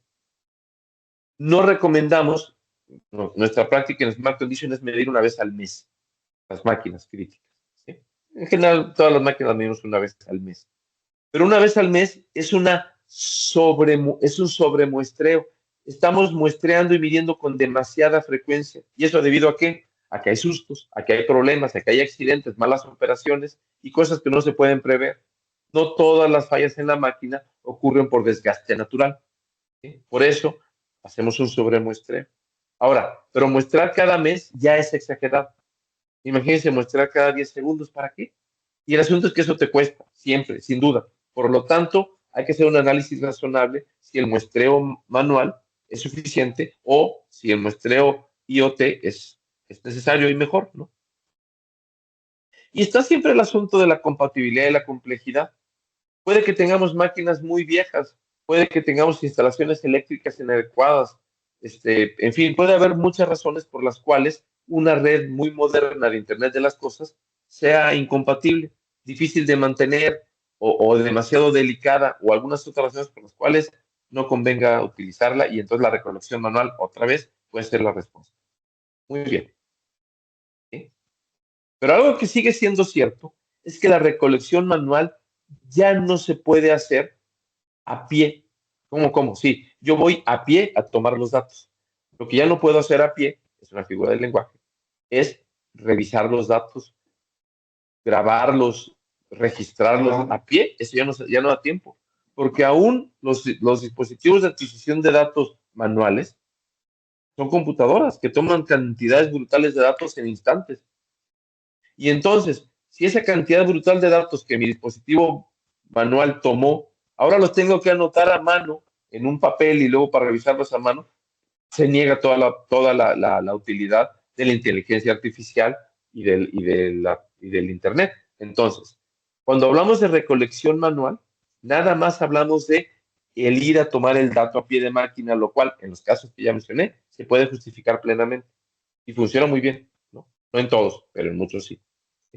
Una vez que tenemos los datos, a partir de ahí, todo ya debe ser automatizado. El registro, el guardado, el análisis, la generación de reportes, todo debe ser automatizado para aprovechar las herramientas actuales. No estamos diciendo hacerlo todo a la antigüita, simplemente la toma manual es muy útil en muchas circunstancias, pero a partir de ahí todo se tiene que hacer como se hace en la actualidad para aprovechar todas esas posibilidades. Pasan muchas cosas extrañas. En una planta que visité hace poco, estábamos revisando unas bombas cuando de pronto observé que esas bombas tenían dispositivos de medición, de dispositivos IoT. Ah, caray, dijo, oye, ¿por qué estamos revisando estas máquinas si aquí tienes tu dispositivo de Internet de las cosas? Está tomando datos de vibración y de temperatura. ¿Para qué lo estamos tomando a pie? ¿No? Tienes los datos y entonces a la persona ahí de la planta que le pregunté si eso lo estaban utilizando, a lo mejor ya no servían o estaban de adorno, dice, no, si nos llegan los datos y me sacó su teléfono celular, entró a la aplicación correspondiente y me dice, mira, aquí están los datos, ¿no? Claro que los tenemos. Y entonces, por favor, explícame, ¿para qué los quieres? O sea, ¿para qué me quieres a mí? ¿Para qué quieres que vengamos a medir aquí a pie si tú ya tienes los datos en tu celular? Los puedes consultar hasta en tu casa o en Acapulco, donde tú quieras, ¿no? En ese momento no me contestó, no supo darme la respuesta, pero me di cuenta después de que vi cuidadosamente la fotografía. ¿Ya vieron la fotografía? Ups, perdón. ¿Ya vieron que en la fotografía aparecen unas líneas? Déjenme cambiar otra vez mi tipo de cursor para que puedan ver. ¿Ya vieron que aparecen una línea amarilla y una roja? ¿Sí? Aparecen en cada gráfica una línea amarilla y una roja. La línea amarilla me indica alerta. Observa esta máquina, tenla bajo tu cuidado. Si la venías a revisar cada mes, ahora vente cada semana, o lo que sea. ¿Por qué? Porque ya está en un nivel de alerta, ya está mostrando un problema declarado. Y el rojo es un nivel de alarma. ¿Sí? Rojo quiere decir, ¿sabes qué? Tienes que atender esta máquina en este momento, tiene un problema. Pero quiero que observen, estas máquinas siempre, bueno, no siempre, pero no sé, la mayoría del tiempo están alarmadas. Y eso es lo que pasa. Apenas ayer lo estaba viendo en otra aplicación igualita, ¿no? De otro proveedor. Estas máquinas siempre las tienen alarmadas. ¿Por qué? Porque el dispositivo IoT no funciona, porque la tecnología que emplean es falsa, está mal hecha. No. No funciona porque no están fijando bien los límites. Y la fijación de los límites es crítica para que el sistema opere. No basta con que tome bien datos, no basta con que metrológicamente funcione. Necesitamos una interpretación correcta. Y si todo el tiempo nos está mandando alarmas, no va a pasar mucho tiempo antes de que nos aburramos y digamos esto no sirve y no le hagamos caso. Pero insisto, no es de ninguna manera un problema no es de ninguna manera un problema de hardware, es un problema de software. Me metí a la página de un proveedor, estaba viendo algunas cosas, un proveedor muy importante, no digo nombres, pero en su página, explicando su sistema, me encontré esto. Lo bajé tal como lo pusieron ellos, ¿no? no tomé una imagen de su sitio para no estar ahí, en fin, ventaneando nada, ¿no? Pero lo puse con fidelidad. Dice, nuestros algoritmos de análisis de vibraciones detectan los cambios más sutiles en el comportamiento de los activos, generando prescripciones sobre la falla. ¿Sí? No puse todo lo que estaban explicando en el texto para la presentación. Me parece sensato, ¿no? Fíjense los elementos. Ellos tienen algoritmos que analizan vibración y a través de esos algoritmos se hacen detección de cambios sutiles en el comportamiento de los activos. Es decir, vibran un poco más, se calientan un poco más o lo que sea. Y eso lo que genera es algo que ellos llamaron prescripciones. Genera reportes, genera avisos. Y entonces dicen en esta misma página, ¿cuál es la información prescriptiva? Es decir, ¿cuáles son los avisos o los informes que nosotros te damos? Y entonces ahí hacen una lista. Dicen, tenemos más de 70 tipos de fallas de equipos rotativos. Generamos alertas específicas por inteligencia artificial. Descubrimos anomalías con base en patrones de funcionamiento esperado. Nuestro sistema además aprende con la retroalimentación de las fallas para que todo eso junto nos genere un 89% de asertividad en las alertas. Es decir, un 89% de acierto. Cuando yo te digo está mal, puedes tener una confianza del 89% de que está mal. O en otras palabras, nos vamos a equivocar solamente el 11% de las veces. Esto lo saqué de la página. Repito, no lo estoy distorsionando, ¿no? Pero ahora quiero que piensen en esto. Por ejemplo, a mí me llamó mucho la atención eso del 89%. Yo no lo presumiría, porque, por ejemplo, la ruleta rusa tiene más del 83% de asertividad de que no vas a morir en el intento si juegas ruleta rusa. ¿Sí? 83% no es tan diferente de 89%, ¿verdad? Y nadie diría que la ruleta rusa es una actividad segura, confiable, recomendada para la familia, ¿no? Pues, espérame, la ruleta rusa es una locura, que la vemos siempre en películas de desesperados, ¿no? De psicópatas, ¿sí? Pero el 89% no es un buen resultado. Escúchenme, es mucho mejor que lo que tienen muchas empresas en la actualidad, sin duda, lo cual hace que esa solución particular, repito que no doy nombres, si ofrece un 89%, está ofreciendo una mejora neta, sin duda, una mejora importante, sin duda. ¿Pero es suficiente? ¿Es algo a lo que podemos aspirar utilizando estas técnicas? ¿Es el límite posible? Otra cosa que dicen es que utilizan inteligencia artificial y en particular una técnica que se llama machine learning o aprendizaje de máquina para generar estos reportes. Eso quiere decir, no metemos, por ejemplo, eh, alarmas preestablecidas, sino que el sistema aprende de los datos para generar estas alarmas, ¿no? Hombre, a mí me parece muy interesante y muy sensato. Nada más que hay un pequeño problema, que no es pequeño, es brutal, pero mucha gente no se ha dado cuenta. La inteligencia artificial utiliza volúmenes enormes de datos históricos para el machine learning en particular, para poder producir resultados confiables. No lo hace con una o dos observaciones, tiene que utilizar literalmente miles de observaciones, ¿no? Me puse a investigar a ver cuántos datos se necesitan. No voy a leer esto con todo el detalle, pero más o menos dice, si tú, vamos a suponer que tienes 10 modos de falla en un motor eléctrico, que es ridículo, hay muchísimos modos de falla más, pero vamos a suponer que tuviéramos 10 modos de falla. Se le puede dañar un rodamiento, se puede dañar las barras, se puede haber fallas, no sé, de que estés alineado, desbalanceado, etcétera. 10 modos de falla, ¿sí? La guía general que encontré es esta. Debes tener 10 veces más ejemplos de datos que el número de características en el conjunto de datos. Y si el problema es complejo, la proporción puede ser mayor. En otras palabras, si tengo 10 modos de falla, necesito al menos 100 ejemplos de, de esas situaciones, ¿sí? 100 ejemplos de un motor con un rodamiento dañado, 100 ejemplos de un motor con las barras rotas, 100 ejemplos, etcétera, etcétera, etcétera.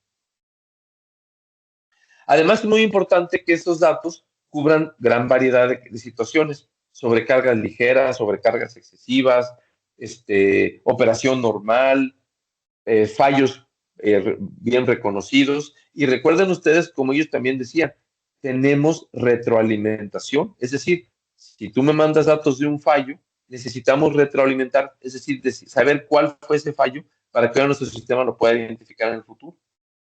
Por eso requieren muchos datos. Y se requieren muchos ejemplos por modo de falla. Yo necesito al menos 100 ejemplos por modo de falla. Si tengo 10 modos de falla, pues voy a necesitar 1000 ejemplos. Pero en la práctica es normal, es común que se necesiten todavía muchos más para que el modelo sea suficientemente preciso, robusto y confiable. ¿Sí? Y requiero además un balanceo de datos en el sentido de que si tengo muchísimos datos de un modo de falla, pero carezco de otro, bueno, pues ese modo de falla será identificable, pero el otro no. Por eso necesito balanceo. No necesito 100,000 datos de uno y 10 datos del otro. No, no, no, no, no. Necesito una cantidad suficiente de cada uno de los modos de falla posibles. Y este término modos de falla es crítico para lo que pues queremos transmitirles este día, ¿no? En resumen, no hay un número fijo de datos y depende de la aplicación específica y del modelo de Machine Learning, que hay muchos modelos. Pero una buena práctica inicial sería tener al menos varios miles de ejemplos distribuidos equitativamente entre los diferentes modos de falla y las condiciones normales de operación. Esto no lo digo yo, lo obtuve de una fuente confiable que habla acerca de cómo funciona Machine Learning. Repito, varios miles de ejemplos distribuidos, ¿no?, balanceadamente, equitativamente, entre los diferentes modos de falla que puedan tener y además según las condiciones de operación. Es decir, una misma máquina en ciertas condiciones de operación, velocidad, carga, temperatura ambiente, humedad relativa, todo eso, ¿no? En ciertas se comporta de una manera y si las condiciones de operación cambian, si le cambiamos la carga o la velocidad de operación o la temperatura ambiente o lo que sea, la respuesta va a cambiar un poquito. Por lo tanto, no tengo nada más los modos de falla, también tengo las condiciones de operación como otra característica que el dispositivo de aprendizaje de máquina tiene que aprender a través de la utilización de miles de datos. Y se vuelve el problema complejísimo, ¿no? Oye, ¿cuáles son los modos de falla comunes en los motores eléctricos? Y eso lo encontré ahí en Google. Y pues resulta ser que el desbalance, las fallas en rotor, lo más común son los rodamientos. El 41% de los problemas son de rodamientos, ¿no? Ah, caray. Bueno, fíjense bien, este es un número muy simplón. No está simplificado, está sobresimplificado. Pero es nada más para darnos una idea. Si yo necesito 1000 datos, ¿sí?, la pregunta es, nomás para los rodamientos, ¿eh? No vamos a hablar ahorita de los problemas en los rotores, ni de los problemas de alineaciones, o que si tiene suficiente, ¿cómo se llama? Si el aislamiento está bien, nada de eso. Puros rodamientos. Si yo necesito 1000 datos para 1000 ejemplos de falla de rodamiento, fíjense bien, la pregunta es, oye, pues cada cuándo fallan los rodamientos del motor, ¿cuál es su tiempo por medio entre fallas? Acudiendo a diversos fabricantes de rodamientos, ¿no?, sus catálogos, el número más bajito que ellos mostraban era 10,000 horas. Algunos decían, no, el tiempo probablemente falla debe ser 40,000 horas o 25,000 horas. El más bajito que encontré fueron 10,000 horas. Vamos a tomar ese número. Repito, estoy simplificando mucho, pero vamos a tomar ese número. Si yo multiplico 1000 datos por 10,000 horas de tiempo de fallas, eso me da que yo necesitaría 10 a las 7 horas, y 10 elevado a las 7 horas, para poder juntar esos 1000 datos de un modo de falla, de un rodamiento, de un motor. Pero 10 a las 7 son más de 1000 años, más de 10 siglos. No sé ustedes, pero yo no dispongo de 10 siglos para responderle a mis jefes de resultados de lo que me pidieron. Y eso es un modo de falla, de un motor, de un rodamiento. ¿Sí me explico? Los números son pavorosos. El machine learning no funciona, escúchenme, no porque no funcione, no es que técnicamente sea incorrecto, pero no funciona en situaciones donde la disponibilidad de esos muchos datos que requiere no existe. O se vuelve impráctica por lo del tiempo que requiere. Y este número aquí pues, lo dice con cada uno. Y repito, 1000 años para cada modo de falla. Ahora, eso no quiere decir que una máquina primero falla el rodamiento y después va a fallar el aislamiento y después, no, no, no. Los modos de falla se traslapan y todo. Y además, ¿Cuántos motores eléctricos habrá en México? ¿Sí? Yo creo que existen del orden de millones. ¿Por qué? Pues porque hay del orden de decenas de miles de empresas manufactureras en México. Cada empresa, ¿cuántos motores tiene? ¿Me explico? Yo creo que en México, no tengo el dato exacto, pero yo creo que en México existen del orden de millones de motores eléctricos. No sé si 1 o 10, pero de ese estilo, ¿no? Eso quiere decir que nuestros 1000 años, ¿se acuerdan? Que ahorita acabo de probar 1000 años, pero no más para un rodamiento. Lo podríamos dividir entre la cantidad de motores hay que están generando muchos datos. Claro que eso implicaría que todos los estamos revisando, lo cual no es cierto, pero nomás para hacer números, ¿no? No es insensato, por lo tanto, tener datos suficientemente, una cantidad suficiente de datos, cuando se cuenta con una gran cantidad de fuentes de información. Por ejemplo, hay muchísimos motores eléctricos. Ahí el Machine Learning funciona. Estoy seguro que ese 89% del que nos hablaba este particular proveedor tiene sentido para motores eléctricos. ¿Sí? Pero, por ejemplo, otra máquina un poquito más exótica. ¿Cuántos hornos de clinker hay en México? No sé cuántos hay, pero hay 45 empresas, 45 plantas, hasta donde puedo averiguar, fabricantes de cemento en México. No creo que tengan, la mayoría debe tener un horno de clinker. Entonces, si tengo millones de motores, es razonable pensar que puedo obtener información. Pero si tengo 45 hornos de clinker, no es razonable. El machine learning aquí no me funcionaría porque no tengo suficiente información y no la tendremos en siglos, ¿no? Y no lo digo yo, son simples números que estamos analizando. ¿Sí? Ahora, hay otros tipos de máquinas, ¿verdad? Por ejemplo, ¿cuántos robots hay? Robots hay muchos, cientos, tal vez miles, no lo sé, en la República Mexicana. Pero los robots tienen un problemota, a diferencia de los hornos de clinker, por ejemplo. El horno de clinker funciona en condiciones más o menos estables, gira a la misma velocidad siempre, con aproximadamente la misma carga. ¿Sí? Pero un robot no. Un robot se detiene, avanza, retrocede, gira, mueve una parte, mueve la otra. Los robots tienen, fíjense, ¿se acuerdan? Habíamos dicho, este, por un lado tenemos los componentes de la máquina que se pueden desgastar, ¿no? Tenemos los modos de falla, por lo tanto. Y por otro lado tenemos lo que llamamos las condiciones de operación, que también afectan. Cada modo de falla para cada condición de operación. ¿Sí? ¿Y cuántas condiciones de operación tiene un robot? Está detenido, avanza en una dirección, sujeta el elemento, lo regresa, lo deposita en una banda. Tiene un montón, ¿sí? Y entonces acuérdense lo que nos decía este fabricante. Alertas generadas por la inteligencia artificial, descubriendo anomalías con base en un patrón de funcionamiento esperado. Escúchenme, ¿quién me da el patrón esperado para un robot? ¿Viene en el manual del fabricante del robot? Yo nunca lo he visto. Yo no puedo presumir de que conozca a todos los robots del mundo, ni mucho menos, ¿verdad? Así es. Pero, escúchenme, si el sistema aprende con la retroalimentación de fallas, entonces me voy a tener que esperar hasta que todos los robots hayan fallado varios miles de veces en cada uno de sus modos de falla, en cada uno de sus modos de operación, ¿sí? Miles de cada una de esas, para que ya pueda decir, ahora sí mi sistema está funcionando bien. Y eso no va a pasar. Nunca, ¿no? Lo afirmo y algún día alguien tendrá una tecnología nueva que destruya mi afirmación. O a lo mejor simplemente soy ignorante, pero les pido por eso que ustedes piensen si lo que digo tiene validez. ¿Sí? Pero ahora díganme una cosa, ¿cuántas máquinas herramienta hay en México?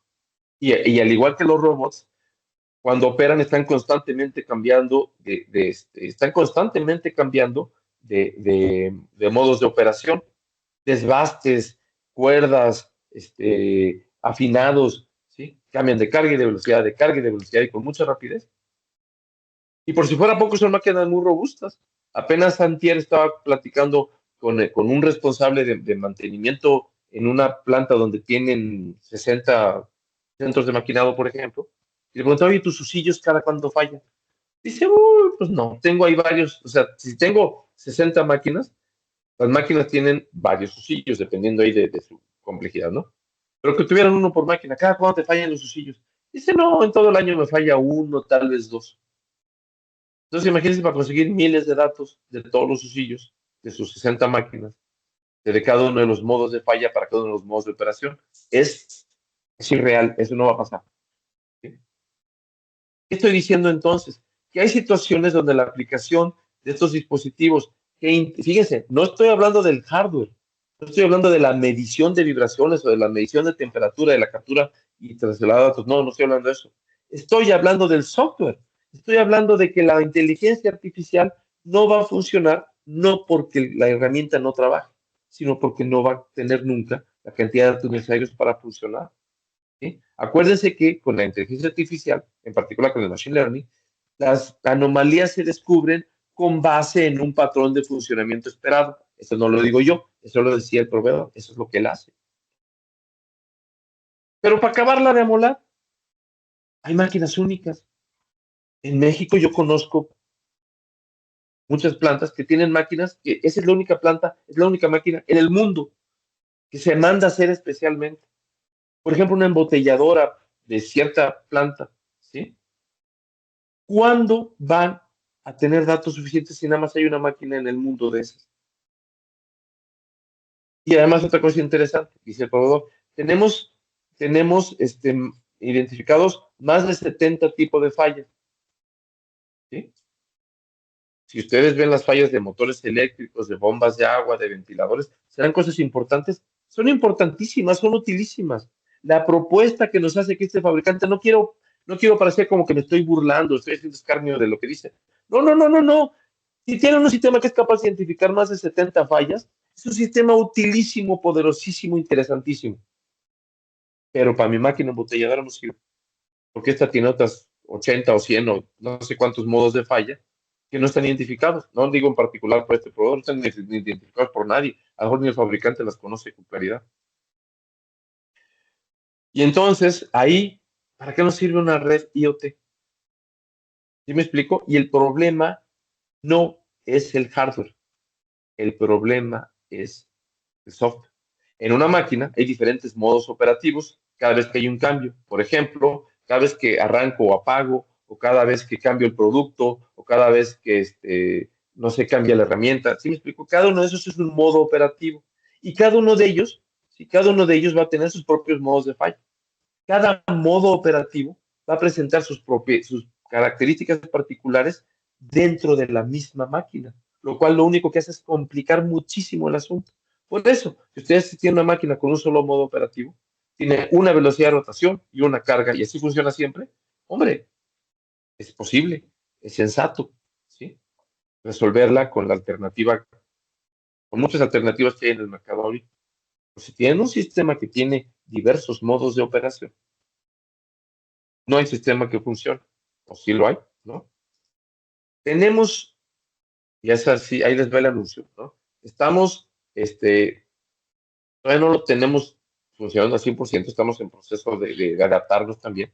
Una herramienta de un proveedor muy importante que nos permite segmentar los datos de vibración por modo operativo.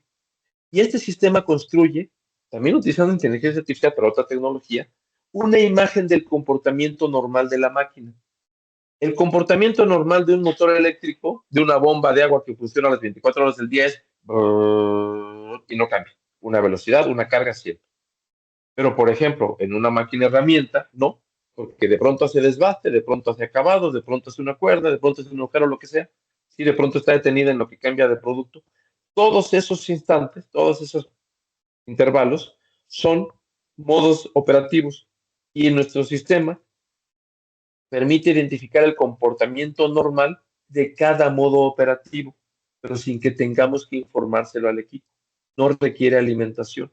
Es en cierto sentido, no estoy diciéndolo con exactitud, el término no lo estoy usando perfectamente bien, pero es en cierto sentido un sistema que no requiere supervisión para descubrir los problemas. Eso los que saben de inteligencia artificial entenderán mejor lo que acabo de decir.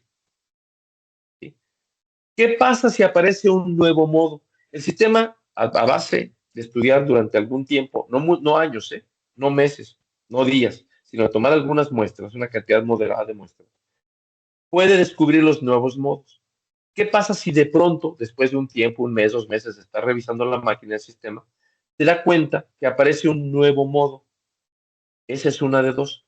o están utilizando la máquina de una manera que no habían utilizado antes, o tenemos una falla. Y entonces el sistema alerta diciendo, ve a investigar. Si lo que ocurrió fue una forma de utilización, no sé, un operador que se le ocurrió bajarle la velocidad o cerrar una válvula o lo que sea, bueno, pues eso hay que corregirlo de todas maneras, ¿no? Pero no es un problema en la máquina. Pero ¿qué tal que sí sea un problema en la máquina? Hay que investigarlo. En otras palabras, la decisión final del sistema queda en un ser humano. Pero lo bueno es que solamente ese ser humano se va a ocupar, se va a interesar, va a ser distraído, digámoslo así, a ese problema cuando sea necesario. Mientras que toda la operación normal de la máquina, lo cual va a constituir sin duda el 99, no sé cuántos puntos, 9 más por ciento del tiempo, el sistema está atento y descubriendo y avisando solamente cuando hace falta. ¿Sí? ¿Se acuerdan de la imagen que les mostré del teléfono celular de nuestro amigo que me decía, mira, así es, este es el problema? El problema es que me está, para cada condenada bomba, me manda alarmas y alarmas y alarmas y alarmas, y alarmas, ya no les hago caso. Por eso estoy, inclusive, aunque ya hicimos la inversión, ahorita estamos comprando otro sistema porque este no me sirvió. ¿Sí? Y entonces, ¿qué hacemos? Bueno, este sistema, esta propuesta nueva de las que les estoy hablando ahorita, no te va a mandar alarmas falsas. Te va a decir, ve a revisar esto solamente cuando se justifique, porque la máquina falló o porque la operaron de manera diferente. Y los límites de alarma no se establecen de forma arbitraria. ¿No? No, no, no. No hay tal cosa como límites de alarma, sino la observación de comportamientos anómalos, que es otro concepto. Y entonces el sistema puede resolver problemas de máquinas únicas, de hornos de clinker, de robots, de máquinas herramientas, por supuesto, porque esa es precisamente la limitación por la cual esas máquinas no se pueden revisar con los sistemas de Internet de las cosas, aún los más actuales, aún los más nuevos. Y entonces, la identificación automática de modos, ¿sí? Es una herramienta poderosísima, que en el caso de la herramienta que nosotros estamos cerquita, ¿no? Ya de introducir al mercado, este, se realiza en particular con una técnica que se llama red neuronal profunda, ¿sí? Que son en la actualidad la herramienta de inteligencia artificial más poderosas que existen, pero también las más complejas. Pero la decisión de hacer o no hacer algo, de intervenir o no en la máquina, siempre será una decisión humana, previa a un estudio. Pero la gran ventaja es que, repito, el sistema nos libera de estar revise y revise, revise cosas que no tiene sentido revisar, porque están bien, ¿sí? Porque están bien, o porque están estresadas, pero por condiciones normales, y ya se han repetido muchas veces, ¿no? Y entonces, resulta ser que el desafío común a todos esos problemas que he mencionado es la interpretación. La medición no es problema, el problema es la interpretación. Y entonces tenemos dos opciones. Podemos diagnosticar con Machine Learning, hablando de inteligencia artificial, que repito, por el volumen de datos ya no podemos depender de la inteligencia humana puramente. La inteligencia humana es la que tiene la última palabra, pero no puede revisar cada detalle. Entonces, podemos diagnosticar con Machine Learning o podemos diagnosticar con identificación automática de modos. Insisto, la identificación de modos automática que hacemos no va a diagnosticar, ¿sí? Pero va a decir, aquí hay un problema que vale la pena investigar. Entonces, el término diagnóstico lo estoy usando un poquito mal. El diagnóstico con Machine Learning requiere muchos datos de cada modo de falla, de cada activo bajo investigación. Mientras que la IAM, la identificación automática de modos, no requiere conocimiento previo del activo. No tengo que saber cuántas partes tiene, qué marca y modelo de rodamiento, cuántos dientes tiene el engrane, no requiere nada de eso, porque automáticamente identifica cómo se comporta. ¿Sí? Con Machine Learning tenemos que estar muy metidos, el responsable del activo tiene que estar muy metidos con el sistema para decir, oye, falló y falló de esto, para que el sistema aprenda. Eso se llama aprendizaje supervisado. Repito, no es la única técnica. Habrá técnicas que funcionan sin supervisión porque existen, etcétera. Y esto que acabo de afirmar no es una verdad para todos, pero es algo que ocurre frecuentemente. En la IAM, el análisis no supervisado, ¿sí? Se basa en datos que no requieren intervención humana, por eso es no supervisado. Por lo tanto, me libera de muchísima responsabilidad y trabajo. El problema del machine learning es que es difícil de escalar. Las conclusiones que obtuve para un dispositivo son perfectamente válidas, perfectamente útiles. Pero no puedo decir estas conclusiones, estas reglas, se las voy a aplicar a otra cosa diferente. Inclusive, si este es un motor de 10 caballos de fuerza, no se lo puedo aplicar tal cual a un motor de 1000 caballos de fuerza. Tienen otra realidad, otra rigidez, otra calidad de construcción. Y entonces puede que no funcionen tan bien. En cambio, en el IAM se puede aplicar para cualquier máquina, aun si no conozco los modos de falla, porque lo va a revisar individualmente, parte por parte, este, parte por parte, componente por componente, y en cierto sentido, en cierto sentido eso, y sin duda, modo de falla modo de operación por modo de operación. Y lo que digo, estas son palabras mías, es que los sistemas nuevos, no los puedo llamar tradicionales, los sistemas nuevos, pero que funcionan con Machine Learning puramente, proporcionan alarmas que son, en muchos sentidos, ciegas, sordas y mudas. Ciegas, ¿por qué? Porque no son capaces de identificar un cambio. Por ejemplo, si la máquina estuvo funcionando muy bien, está funcionando muy bien, pero pasa un montacargas y hace que vibre la máquina, te manda una alarma. Y la alarma no vio el montacargas, no se dio cuenta que fue una condición especial. La alarma no es sorda en el sentido de que no escuchó opiniones de nadie. Son simplemente ilustraciones, formas de hablar, ¿no? Y son mudas porque no te pueden explicar por qué tomó la decisión. ¿Sí? Por otro lado, la IAM te va a proporcionar eh, avisos de que ve a investigar y entonces vas a tener que ir y vas a hablar con la gente responsable. Oye, ¿qué pasó aquí? Ah, no, es que sin querer le cerramos una válvula, no pasó nada. Listo, resuelto el problema, ¿no? Muy bien. Lo que quiero dejarles claro entonces es esto. La limitación actual no es el Internet de las cosas, no son los sensores, no es la red satelital, no es eso. Que sí las hay, pero ese no es el principal problema. La limitación es la inteligencia artificial, ¿sí? Y eso lo vamos a resolver ¿cómo? Empoderando al responsable. ¿Y cómo lo empoderamos? ¿No? A mí me parece como que se sale mucho de lo que he estado diciendo, pero no, fíjense bien, ¿cómo vamos a empoderar al responsable del mantenimiento? Primero, ¿sí? No me refiero a Smart Condition, que sí, que ese es nuestro objetivo, pero me refiero, esa es la forma de solucionar lo que pueda aplicar cualquiera que esté al servicio del mantenimiento industrial, ¿no? Primero, escoge el mejor IoT y utilízalo cuando haga falta, donde se justifique. Habrá soluciones donde el IoT no sea la mejor y sea mejor hacerlo a pie o cambiar la tecnología, lo que sea. También hay que empoderarlo capacitando al responsable en el uso del equipo de trabajo. Yo te vendo un analizador bien complejo, bien poderoso, pero nunca te enseñé a manejarlo, no lo vas a poder usar. Hay que empoderarlo en la puesta en marcha. Sí, ya tengo todo mi sistema bien bonito, pero ya no sé ni cómo aprenderlo, ¿no? Me meto y me pide un password que sí, no me sé ni el password. ¿Me explico? Necesitamos estar trabajando de la mano del usuario para que pueda resolver esos problemas. No nada más en el arranque, que ya es mucho, ¿no? Sino además en el día a día. Es frecuente, caray, ¿cómo es esto? Etcétera. Y entonces lo que vamos a hacer es agarrar un teléfono o un correo electrónico o un WhatsApp y preguntar, oye, fíjate que tengo esta bronca, ¿no? Entonces, hay que estar en el día a día con el usuario. Hay que proporcionarle alertas y diagnósticos, pero que sean certeros. Con perdón de nuestros colegas, 89% no es ni remotamente suficiente. ¿Qué pasa si una máquina se me descompone nada más el 11% del tiempo de operación?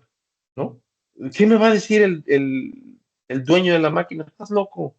¿Cómo me dices que un mes entero del año no lo va a poder usar porque nada más me garantizas el 90%, ¿no? No es suficiente. Si no andamos arriba del 90, tal vez arriba del 99%, ¿no? No estamos haciendo un buen trabajo.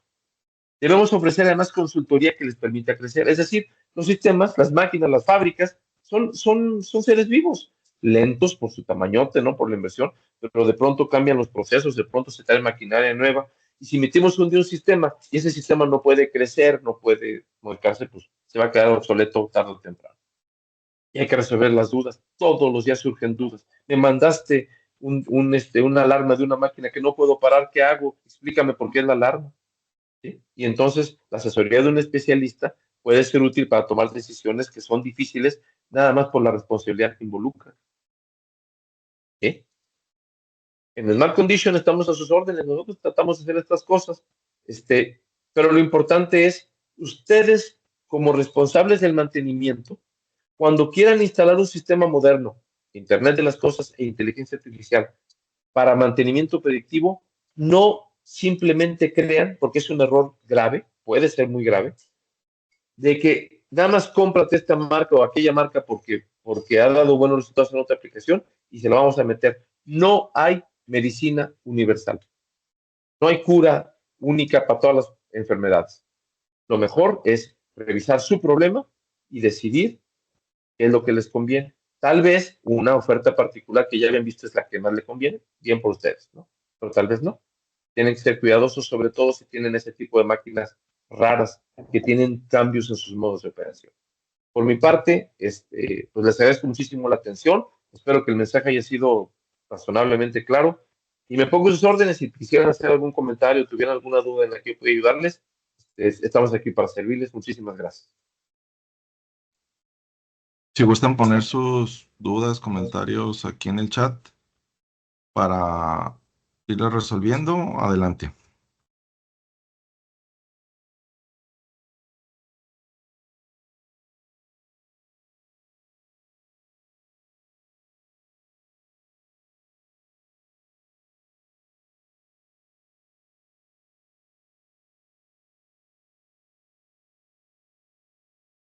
¿Okay? Estamos recibiendo aquí una pregunta.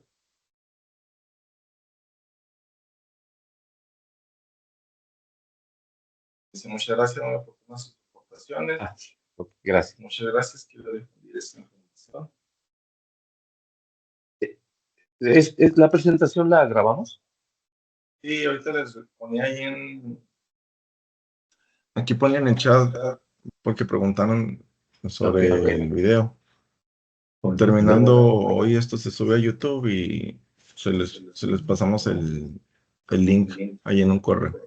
Ok, Bueno. lo Lo importante, importante es que ustedes revisen esta información que les acabo de dar con una mente abierta, pero también crítica. No podemos nunca ignorar los sesgos, los intereses de la persona que nos habla, porque esos sesgos e intereses podrían ser contrarios a los nuestros, ¿no? Entonces, por favor, lo que les comentamos, lo comentamos en buena fe, pero siempre, siempre recomendable, piénsenle, no se traguen la pastilla completa porque pudiera ser que trajera algo de veneno, ¿no? Eso es cierto para todo el mundo. Pero en la medida en que ustedes consideran que pudiéramos ayudarles en algo, si tienen alguna pregunta en otra ocasión, tenemos en nuestra página smartcondition.mx, estamos perfectamente dispuestos para que contestar tus dudas o comentarios, hacerles una visita, en fin, cualquier cosa en la que podamos servirles, estamos a sus órdenes. Pues de esto vivimos, ¿no? Muchas gracias por su atención. En el chat tu correo y el mío. Ok, va a estar en chat los correos tanto de nuestro gerente como el mío. En lo que les podamos servir, por favor, no duden en comunicarse. Por otro lado, piénsenle en la información, va a estar disponible en un video en YouTube. Capaz que haya algo que les sirva, ¿no? No. Les agradecemos mucho el haber dedicado estas par de horas a este trabajo, pero simplemente piensen que más vale planearlo bien, ¿verdad? Decía mi papá, no lo inventó él, decía mi papá, mide 2 veces y corta una, ¿no? Las decisiones fuertes son las que más tenemos que meditar. Perfecto, pues entonces muchísimas gracias, nos despedimos, hasta la próxima.